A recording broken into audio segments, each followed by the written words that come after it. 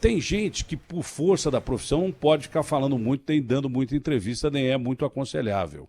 É o que acontece com o delegado coordenador geral de repressão às drogas, armas e facções criminosas da Polícia Federal, doutor Elvis Seco. Mas ele falou para o UOL e a entrevista foi um espetáculo, né? Eu não conheço o doutor Elvis, foi a primeira vez que eu tenho o prazer de falar com ele, mas a entrevista foi um espetáculo, foi perfeita e tocou num assunto que os candidatos estão tocando, que o Arthur tocou agora, que a Joyce tocou, que é a relação crime organizado-sociedade. E a frase que o doutor disse, olha, o crime organizado não está nas periferias, não, está muito mais próximo de você, está em mansões e tal. Essa frase foi categórica e marcou muito. Doutor, um bom dia, é um prazer enorme falar com o senhor, eu sei que por força da profissão, o senhor não pode aparecer muito, nem falar muito, mas eu agradeço desde já a entrevista. Prometo que vai ser uma entrevista breve, não vou ocupar muito o espaço do seu trabalho, que eu acho vital e de quem eu sou fã. Gente como o senhor, que tem a coragem de bater de frente contra o crime organizado, representa o que é ídolo para mim. Então é um prazer. Bom dia falar com o senhor, doutor. Bom dia, Datena. O prazer é todo meu, é uma grande oportunidade e, como você disse, a Polícia Federal tem a tarefa de levar para a sociedade a realidade. Então, a entrevista que foi feita no UOL e essa entrevista agora contigo, eu estou à disposição para responder as perguntas que sejam possíveis ser respondidas e não se preocupe com o tempo, estou à disposição. Para entender, doutor Elvis, quando o senhor diz que o crime está em mansões, está em carrões, está em gente que aproveita essa grana, não é? A gente sabe que o principal fator de você combater o crime organizado é com inteligência, usando o fator de inteligência da polícia e quebrando as pernas do crime organizado com a lavagem de dinheiro. E quando o senhor diz que o crime está em mansões e carrões, até que ponto esses caras que lavam dinheiro e, graças a Deus, acabam comprando mansões e carros e por isso facilitando o trabalho da polícia, aparecendo às vezes em rede social e se expondo, até que ponto, qual é a diferença entre o cara chefão do crime organizado levar uma vida boa ou lavar dinheiro? Isso é importante a gente saber. Datena, eu vou responder a sua pergunta com um exemplo. Por exemplo, a Polícia Federal, nesse ano até agora, apreendeu 58 toneladas de cocaína. E, considerando a erradicação de maconha dentro do Brasil e em solo paraguaio, através da Operação Aliança, e mais as apreensões, 1.163 toneladas de maconha. Quando se fala em cocaína, se fala nas grandes organizações criminosas, como essa aí, da Rei do Crime, e outras mais nos últimos 60 dias, como exemplo desse ano. Se a apreensão da cocaína, a gente fosse colocar um valor, coisa que a Polícia Federal não faz, é atribuir valor à droga, por vários motivos. Um deles, você estimular o próprio tráfico de cocaína, e outro, você passar uma falsa ilusão de que está combatendo o crime. Eu poderia dizer para você que com 58 toneladas, nós aí demos um prejuízo de 50 bilhões por um valor aleatório que eu não sei onde a cocaína teria o destino final. Isso a Polícia Federal não faz. Por qual motivo? Exatamente por causa dessas operações como a Rei do Crime e as outras 4 que nós fizemos. Se a apreensão da droga fosse a solução, por que cada investigação feita pela Polícia Federal, que tenha como base a lavagem de dinheiro, desarticula organizações criminosas cujos líderes têm patrimônio milionário, tem uma estrutura financeira à sua disposição, tem empresas à sua disposição, movimenta bilhões de reais, e isso é muito grave, porque quando você constata a questão da movimentação bilionária, esse dinheiro passou por diversas empresas durante 4 anos, por exemplo, no caso da Rei do Crime, e outras mais. E você não consegue mais localizar esse dinheiro, porque ele já circulou e já foi para vários lugares. Já passou, inclusive, por contas em outros países. Os traficantes hoje, os grandes traficantes, eles usam um sistema de lavagem de dinheiro tão complexo quanto os corruptos, por exemplo. Então você tem que mudar um paradigma de entender o tráfico de cocaína ou de maconha, mas de cocaína em especial, porque é onde está a riqueza, como algo ligado à periferia. o grande traficante, o líder, aquele que está no topo da cadeia, ele só pode ser alcançado através de complexas investigações de lavagem de dinheiro. Então, nós chegamos até eles e demonstramos à sociedade que o câncer, ele está em cima.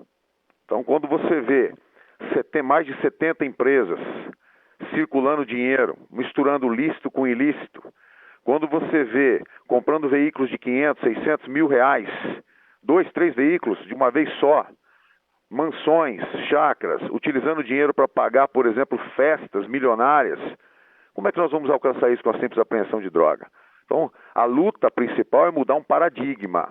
E aí você demonstrar que a investigação do tráfico de drogas não é aquela apreensão do caminhoneiro, e sim uma investigação complexa de lavagem de dinheiro. Olha, e usando o mesmo exemplo que o senhor usou agora, e com uma notícia super recente, né, para nós, uma notícia recente, para vocês não, porque vocês têm informações de inteligência e tudo mais, inclusive troca de informações entre países do Mercosul, e usando o exemplo que o senhor disse do que é o crime organizado, que é um câncer mesmo, dentro da sociedade, num organismo que se deteriora a partir do momento em que esses caras matam pessoas, literalmente, na base da bala, ou então matam com drogas como crack, cocaína e daí por diante, todo tipo de coisa. Não é? Então é um câncer. Mas como câncer, você nunca pode se sentir curado totalmente dele. Eu li agora há pouco de madrugada que na Colômbia as organizações criminosas estão voltando, onde houve o maior combate, inclusive com uso de inteligência dos Estados Unidos, ação direta do DEA, ações militares americanas na Colômbia, para evitar que a droga chegasse lá nos Estados Unidos, não que os americanos estivessem pensando na Colômbia especificamente. Mas lá parece que Farc, essas organizações estão voltando. Quer dizer que todo cuidado é pouco, né? Você vê como a luta é grande para erradicar parte do crime e mantê-lo erradicado. É difícil demais, né? Porque você perde um barão da droga, vem outro em seguida. Esse exemplo da Colômbia é um exemplo claro, não, doutor? Exatamente. Essa observação é muito importante, porque se fala muito pouco disso, mas quando você fala em tráfico de drogas, você tem que pensar ele internacionalmente sempre. Então você tem que analisar o combate ao tráfico de drogas no nosso país de maneira mundial. Então você tem um país com mais de 8 milhões de quilômetros quadrados, você tem um país com mais de 16 mil quilômetros de fronteira, grande parte com os países 3 produtores de cocaína, que é Peru, Bolívia e Colômbia, os maiores produtores mundiais, e tem uma grande fronteira com o Paraguai, que é o maior produtor de maconha. Então você considera o seguinte: esses países colocam a cocaína em nosso solo por N rotas, e eles sempre descobrem outras e nós temos que correr sempre atrás para descobri-las e tentar inibi-las.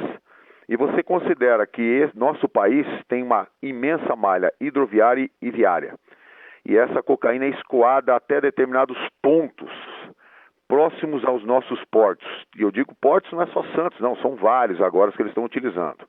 E essa cocaína é remetida para países na Europa, na África, na Ásia.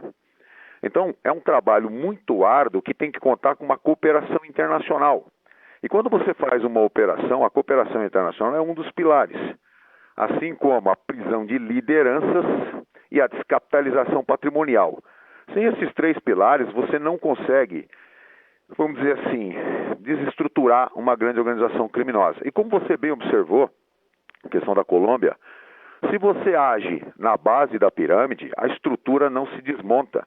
Então é facilmente recuperável.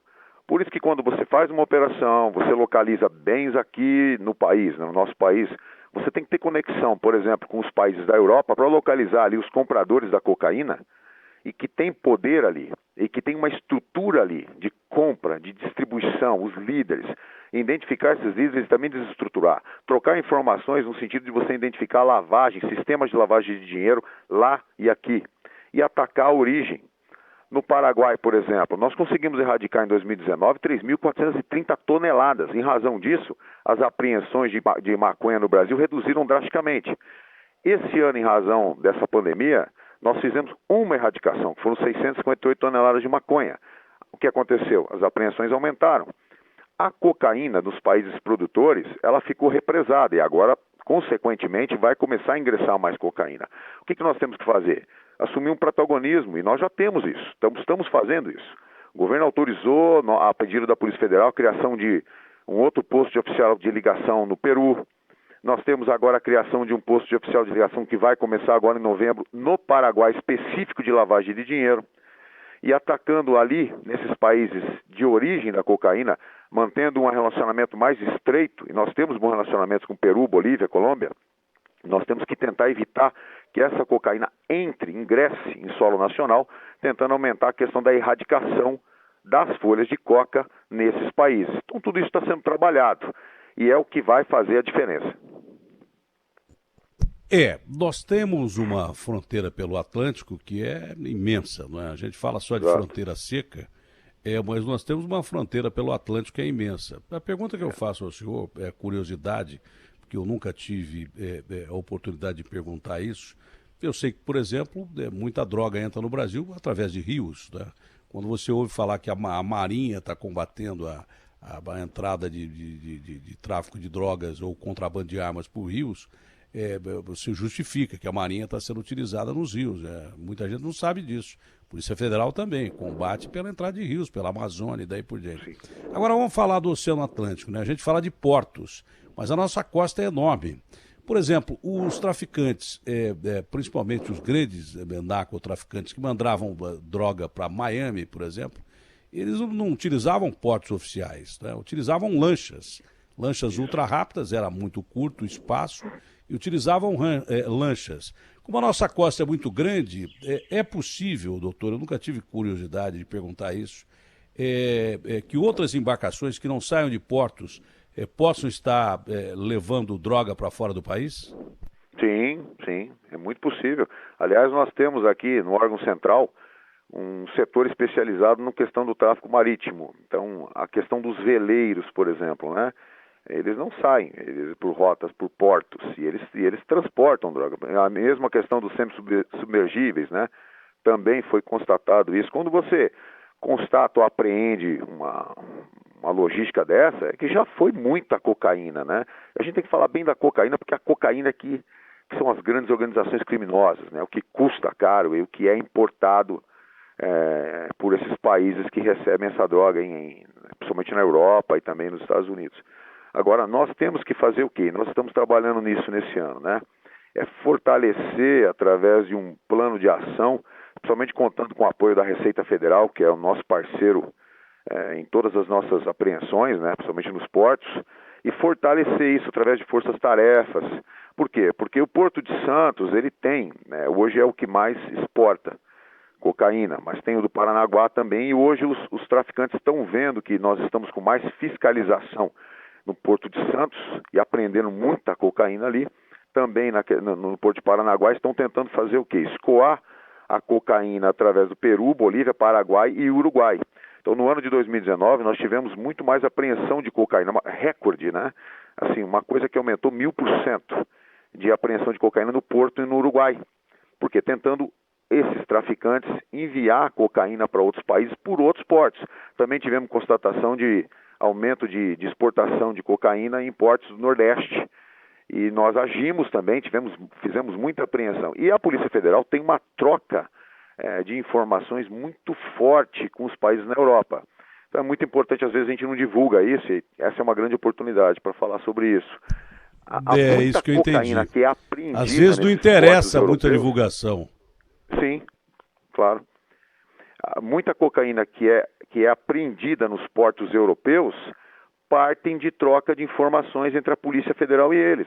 Então, é muito bacana falar sobre isso, porque no ano de 2019 e nesse ano de 2020, estão batendo recorde de apreensão nos portos europeus, mesmo com a pandemia, a partir de informações trocadas com a Polícia Federal. E essa troca de informações das polícias da América do Sul, mais ou menos funcionando como funciona a Interpol lá na Europa, essa troca é fundamental, né? Essa troca eu não acredito na formação de uma polícia internacional na América do Sul, mas a integração é importante, né? O senhor disse Sim. Com esses países, principalmente onde a droga é produzida, essa informação tem ficado cada vez mais rápida por causa do virtual e realmente porque interessa para que esse país também tenha um problema reduzido lá dentro das suas nações, que deve ser um problema sério. Agora, foi dito aqui por dois candidatos, você deixa passar as entrevistas, eu costumo prestar atenção, da infiltração do crime organizado, por exemplo, em transporte público aqui. Já dois candidatos disseram isso, a Joyce e o Arthur Duval. Né? E o Boulos também, acho que falou sobre isso. Né? Então, o crime organizado, no transporte público de São Paulo, isso é uma loucura. Né? Nunca foi discutido isso em política nacional, eu nunca vi isso ser discutido abertamente em política nacional. Até que ponto políticos eleitos por crime organizado, por facção, financiados por facção, grandes empresários, participam dessa rede de tráfico de drogas também, se há isso ou se não há isso, ou evidências apontam para isso, doutor? Olha, eu posso dizer assim, eu não posso te dar exemplos concretos, porque algumas coisas estão sob investigação, foi criado todo um sistema de combate ao tráfico de drogas, né, durante esse período, visando criar uma atuação institucional de combate ao tráfico de drogas pela lavagem de dinheiro. Então, muita coisa ainda pode aparecer. O que eu posso te dizer com certeza é que quando você tem um sistema de lavagem de dinheiro por pseudo-empresários, né, que se enriqueceram através do tráfico de cocaína e formaram uma estrutura empresarial e vivem na elite, convivendo com a alta sociedade, eu pergunto, o que impede essas pessoas de financiarem campanhas de políticos? Então, nós estamos falando de uma situação em que nós temos que agir antes que ela fique incontrolável. Por isso que as ações da Polícia Federal nas últimas 5 operações está demonstrando que está na elite os grandes traficantes, está na elite aqueles que são responsáveis pelo sistema de lavar dinheiro, pelos núcleos financeiros. E no momento que você tem um núcleo financeiro atuando para lavar dinheiro para o tráfico internacional de drogas, esse núcleo financeiro também pode lavar dinheiro para a corrupção, sem que um tenha conhecimento do outro. Porque você tem que achar um núcleo financeiro que tenha essa expertise, vamos dizer assim, para lavar o dinheiro de várias formas. Então eu acho assim, pelo que nós temos, né, eu acredito e eu tenho os elementos que nós angariamos com as investigações, que tudo isso é possível.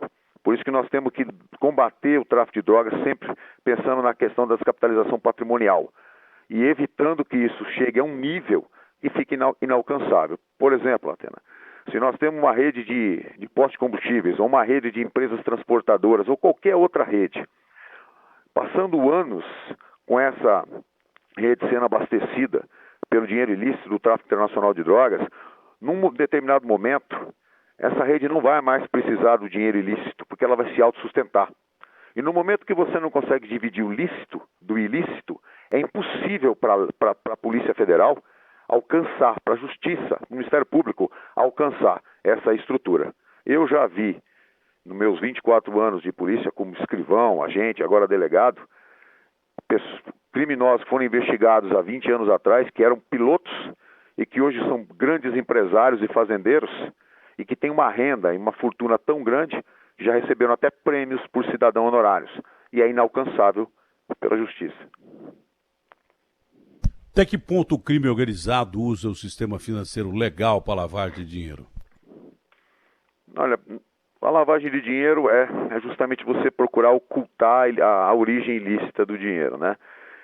Então, no momento que você tem um sistema empresarial trabalhando a serviço do crime, você tem um núcleo financeiro, você tem contadores trabalhando para isso, você consegue inserir esse dinheiro no sistema financeiro. E aí ele vai ser utilizado para aquisição de outras empresas, vai ser utilizado, por exemplo, para você adquirir muitos bens, patrimônio, e aquele patrimônio você vende, tem lucro, e você reintroduz todo o dinheiro ilícito no sistema financeiro. Muitas vezes também Quer dizer que o dinheiro, só para entender, porque para nós é meio difícil, né? Para o cidadão leigo é meio difícil. Tá. Quando o dinheiro do crime organizado chega no sistema financeiro, ele já chega limpo, mais ou menos isso? Ele passa por uma empresa legal e entra em bancos e daí por diante de uma forma legal, é isso?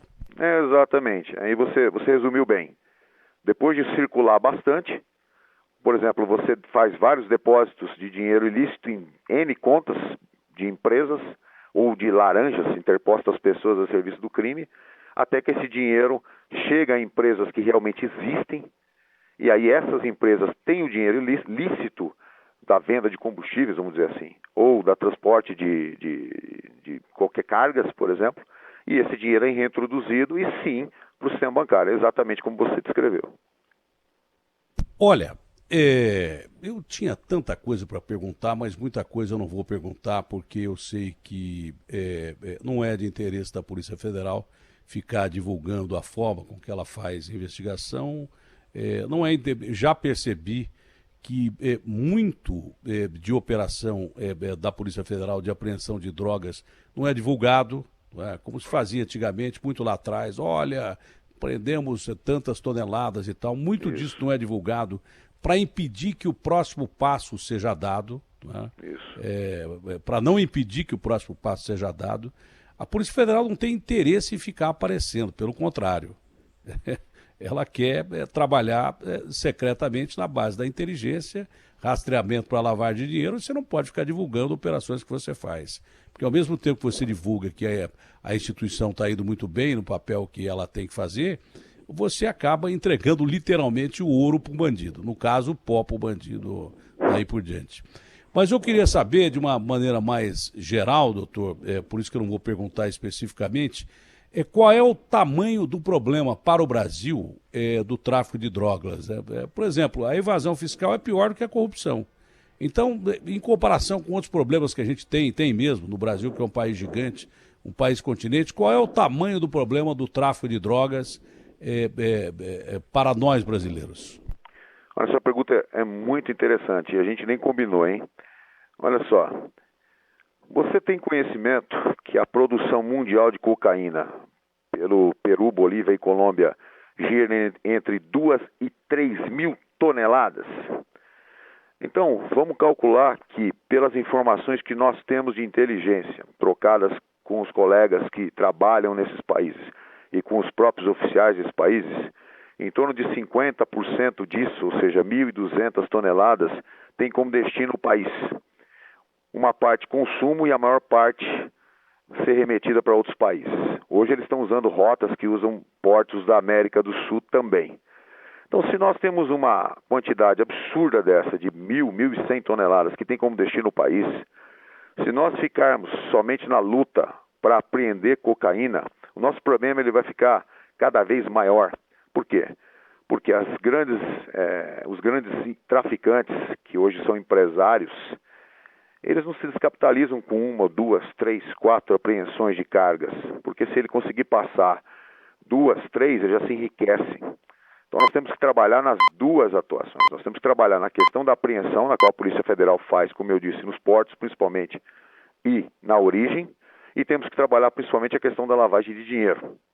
Se nós não trabalharmos assim, o nosso problema vai ficar cada vez maior. E a minha preocupação, como coordenador geral e da minha equipe, e das equipes de investigação que hoje atuam em diversos escritórios especiais pelo Brasil, é justamente localizar e identificar essas organizações criminosas.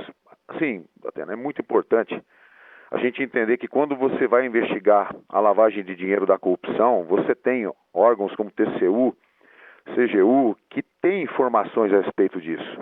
Enquanto no tráfico de drogas, a furtividade complica demais a situação, porque você tem que ter um banco de investigações de dados acerca de traficantes que têm ligação com empresários, e aí a partir disso investigar esses empresários. E o trabalho de identificação de interpostas pessoas, de camadas de empresas, ele é hércules, ele é muito complexo e demorado. Então o nosso problema é muito grande, por isso que é importante analisar o tráfico internacional de cocaína de maneira global e não só considerando o Brasil. Olha, eu me sinto até meio bobão depois de tanto tempo de fazer programa policial. Me sinto até meio bobão em algumas questões, né? Porque eu ficava me perguntando assim, se os caras sabem que o Porto de Santos está sendo utilizado pra caramba, por que passa tanta cocaína pelo Porto de Santos assim e a polícia não aprende? Primeiro porque, agora eu entendi. Acho que entendi. Primeiro porque o traficante já sabe que ele vai perder algumas cargas.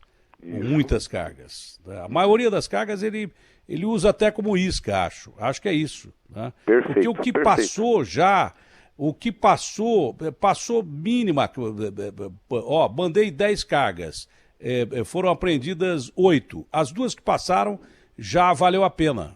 É por isso que eu percebo que é até interessante você, às vezes, facilitar a saída da droga do país e avisar o europeu que a droga está chegando lá, o africano que a droga está chegando lá, a Rússia que a droga está chegando lá. Às vezes é mais interessante deixar sair e combater o sistema que produz essa droga e que lava o dinheiro dessa droga do que você apreender a carga especificamente na saída dela do país. Acho que é por isso, né? Só entendo essa lógica, né, doutor? Sua análise foi perfeita. É exatamente isso. Muitas vezes nós trabalhamos em ação controlada com autorização da Justiça e parecer positivo do Ministério Público, justamente para deixar com que a carga chegue a determinado país e lá nós possamos agir internacionalmente, descortinando os verdadeiros líderes dessa organização criminosa. É evidente que a gente sempre trabalha para apreender a cocaína, mas determinados casos específicos é mais importante trabalhar em ação controlada, desde que você tenha todo o controle da origem, do destino dessa carga e tentar chegar sempre mais longe na investigação.